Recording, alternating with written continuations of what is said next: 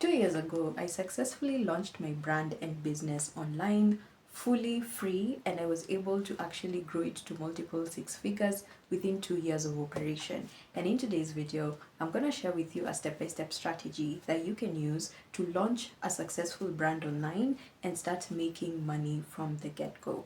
Hi, if you're new here, my name is Gloria, and let's get to it. So I'm going to take you through this week by week. And the first week, what we're going to be focusing on is your brand strategy and your competitive analysis. Now, I know a lot of us did not go to business school. We also did not attend a brand school. But here are the three things that you're going to do in order for you to find out what you need to know about your competitors, as well as what is currently happening in the market, so that you can be able to build a brand that is actually following the current times and you can be able to establish yourself.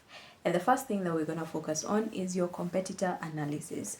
Now, in this particular area, what you're going to do is you're going to pick a social media platform. You can choose either Instagram or TikTok. You can also decide to do your competitor analysis here on YouTube, because YouTube is also a search engine. And so you are going to find out who are the key people of influence in your industry, as well as what you're trying to do. So essentially what you're going to do is you're going to double down and say, for example, whatever you want to do is maybe a topic, or rather you want to build a brand in the fashion space. What you're going to do is you're going to jump on either Instagram, YouTube, or TikTok. You're going to search fashion brand, and then the top 5 accounts that are going to come up to your feed, you are going to dive deep into those particular accounts, and you're going to try and see what is happening with their accounts. What are they doing? What kind of content are they creating? And what questions are they answering with their content, so that you can get a better grasp of what is working in the industry, what is not working in the industry, and essentially where the gap is. Because what you're trying to do with your competitor analysis is to figure out where exactly is the gap, so that you can know what is your starting point when you're starting to build your brand. Which essentially takes us to the second point of your competitor analysis and brand strategy. Market segmentation is very, very important, especially when you're trying to build a brand and no one knows you, right? So when you're trying to build your brand from scratch, you need to identify who exactly are you targeting, who is your people, who are your ideal kind of customers, and why these are your people. Because essentially when you're building a brand online and you want it to be profitable and successful, you also need to account for the fact that these people should be able to buy from you, and they will either be able to buy from you through attention, as well as paying you to actually solve their problems. So you need to do your market segmentation in a way that it's going to give you data points on what's their age range, what is their buyer capacity, how much can they afford to buy, and do they have disposable income to invest into whatever it is you're trying to teach them, or whatever your brand is trying to solve. And then the third thing that you're going to look into in your market segmentation is how easy it is to actually penetrate this particular market segment. How easy is it going to be for you to establish yourself as the individual that they are going to be coming to when they need solutions to their problems, essentially. And then the third thing that goes into the brand strategy and your competitor analysis is going to be positioning and accessibility. Now, at this particular stage, what you want to establish, number one, is clarity in your messaging. People need to know who you're serving, what kind of solution you're bringing to them, and why is it important they care. Because essentially when you're building your positioning statement, or when you're trying to position yourself, you need to give them a tangible, guaranteed result that they can get when they interact with whatever solution you're going to provide. So that's the essence of having clear messaging. And then the second thing is accessibility. People need to be able to access you. So where can they find you, and how easy is it going to be for them to be able to work with you? That is on accessibility. You need to make yourself very easily accessible, and you need to remove the barrier of them getting to work with you, in order for you to establish that less friction when they need to make a purchase, or when they need to and when they need you to attend to something that probably they need a solution or they need your input on. In week 2, what you're going to be focusing on is your marketing strategy and plan, because essentially you'd want to build a foundation that is going to work for you when you're marketing whatever it is you want to market. The first thing that you're going to do is you are going to define your unique value proposition. Now, I know I've thrown in a jargon term there, so let me explain what a UVP actually means. A unique value proposition essentially is the value that you're going to bring to people when they interact with your brand as well as your solution. Because essentially, your value is what is going to make someone decide whether or not they're going to spend their money and attention on you.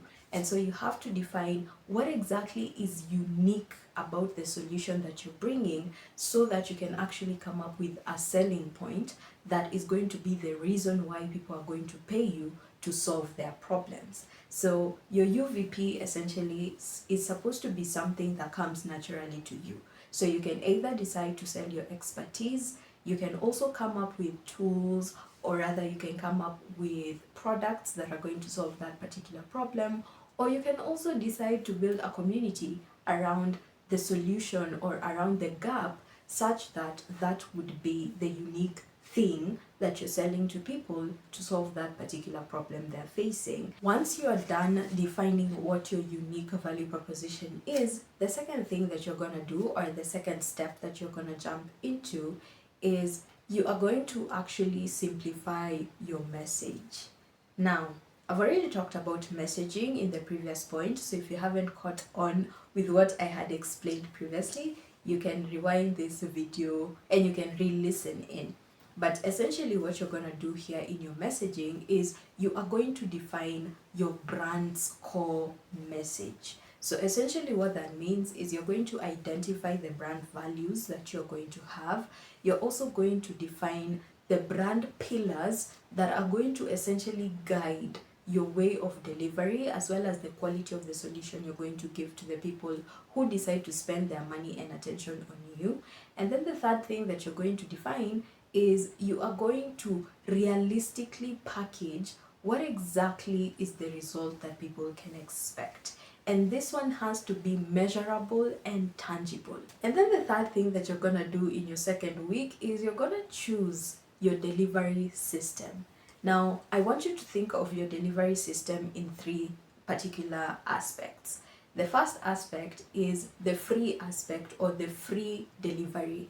And this free delivery, essentially what that means is you're going to be creating free weekly content to share with your community to solve their problems. So content creation is actually a delivery system when it comes to you sharing your solutions. The second avenue of delivery that I want you to think about is product delivery. In product delivery, essentially what you're doing is you're coming up with a tangible product or a tangible tool that they can use without you necessarily being in the picture to actually come into the solution that you want them to come into. So that can be either a digital product, or it can also be a physical product. And then the third avenue of delivery that I want you to think about is service delivery. So essentially, you are going to be involved in the process of actually taking them step by step of implementing this particular solution. And for someone who's been in the service industry for a while, I do believe that this is one of the best ways for your clients to actually experience your brand personality, because they get to work with you one-on-one, and therefore they can be able to pick out the brand pillars that you've set that actually reflect the kind of brand that you want to build online. Make sure you pick one, and then you proceed to work with that one for a particular period of time until you decide it's time for you to add another thing or another avenue of delivery on top of what you're currently doing. So now that you're done with week 2's work, which is building your marketing strategy and plan, week 3, what you're going to be focusing on is doing your actual online media setup. And by online media setup, what I essentially mean is you are going to decide on 2 platforms that you're going to be present on, heavily reliant on your online presence, because essentially you need to have a primary point of access when you're building a brand online, and you also need to have a secondary point of access. For the primary point of access, this is essentially top of funnel marketing, or this is the place where people are actually going to be acquainted to you. They're going to meet you for the first time. And your primary platform presence, or your primary access point, is going to be the place where people are going to get a feel, or rather, this is the thing that is going to generate you traffic. So essentially what you're doing is you're capturing people's attention, and you're trying as much as possible with your primary platform to make them remember you, to make them know that you exist, to make them know that you are here, you understand their problems, and you're ready to solve them. That is the work of your primary platform. And then your secondary platform is supposed to be the place where the conversion is happening. So on this particular platform, what you're doing essentially is where the sales and the conversion and the taking on of clients and the money is being made. Because on your secondary platform place, this is where you're gonna generate trust. This is where you're going to build a parasocial relationship with the people that you want to be serving, and the audience that you're going to be getting from the traffic that you're receiving from your primary platform into your secondary platform, to get these people to trust you enough to give you, 1, their attention, and then 2, to actually pay you, because we're not building brands that are not profitable. We want to make money, we want to be rich, please. Thank you.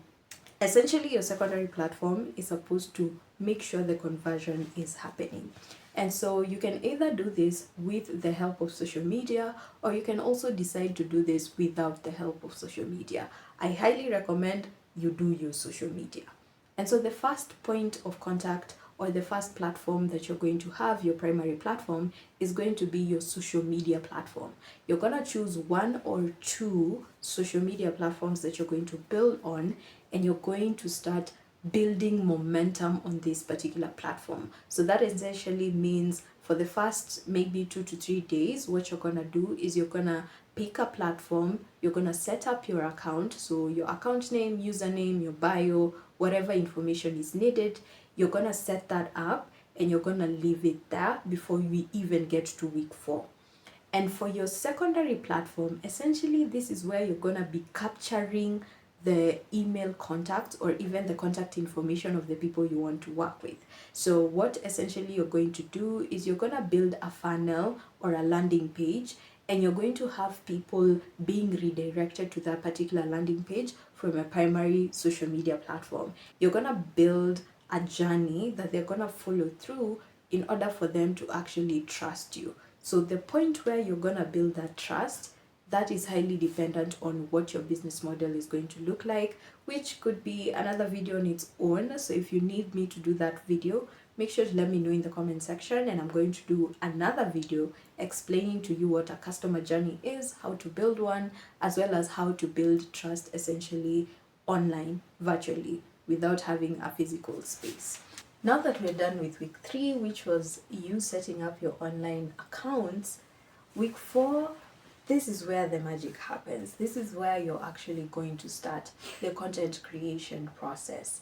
And so for the content creation process, essentially, I don't want you to really stress about this. So I'm going to give you 3 steps that are going to make it easier for you to get started with your content creation process in this particular week. And so the first thing that you're going to do is you are going to research and then build your content strategy. Because a content strategy, essentially, it will require you to pay attention to the messaging, it will require you to pay attention to the platform itself, what is considered good content on the platform, and what is considered not good content on the platform, and you'll need to lean into that. And then the third thing that you're going to need to have in your content strategy is going to be the goals. What's the goal of your content Are you looking for growth? Are you looking for sales? Are you looking for engagement? What essentially is the goal of this particular content strategy? And because I've already done a video on how to actually build a content strategy, I wouldn't want to waste time reiterating what I said in that particular video. So if you haven't watched that video, I'm going to include it up here for you to go and watch it and figure out what your content strategy is going to look like. And then the second step in this particular week is you're going to set up your content calendar and you're going to come up with your content schedule.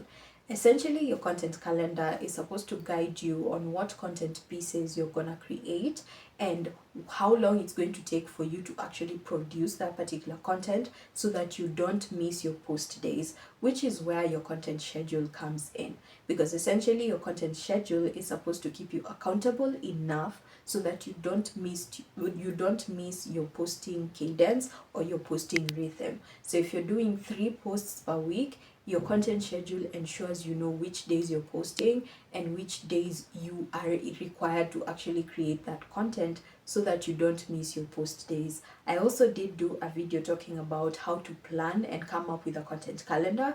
So if you haven't watched that video, I will also include it in the description for you to watch after watching this particular video. And then the third step in this particular week is you're going to block out 3 to 4 days of this particular 4th week where you are going to batch create your content. So whether this content is going to be filmed or this content requires you to edit it, or you are writing or you're doing copywritten content, or you're coming up with social media graphics, whatever that looks like for you, you are going to block 3 to 4 days in this particular week to do just that.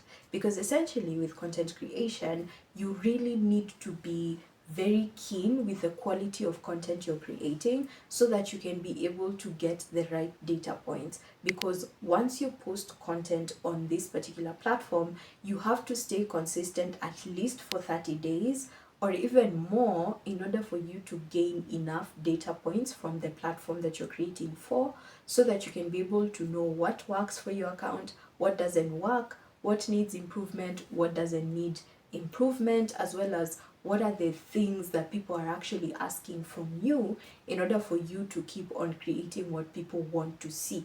So that means you need to batch create, and you also need to batch as much content as you can, considering we all have different schedules and this is something that you're trying probably on the side.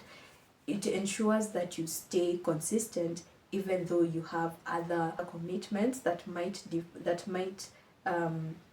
bar you from actually creating the content that you want to be creating. So just to give you a recap of what you are supposed to do, week 1, what you're going to do is you're going to come up with your brand strategy and your competitor analysis, because this essentially is going to give you information, or rather it's going to educate you on what is actually needed in the market, where the gaps are, and what you need to do in order for you to penetrate the market segment that you've decided to serve, so that you can be able to build the right solutions for these people. And then in week 2, what you're going to do is you're going to build your marketing strategy and plan so that you can be able to set the right marketing foundation when you start building your brand online. Because essentially your market plan or your market strategy has to have results attached to it in order for it to actually give you whatever it is you want from building this particular brand online.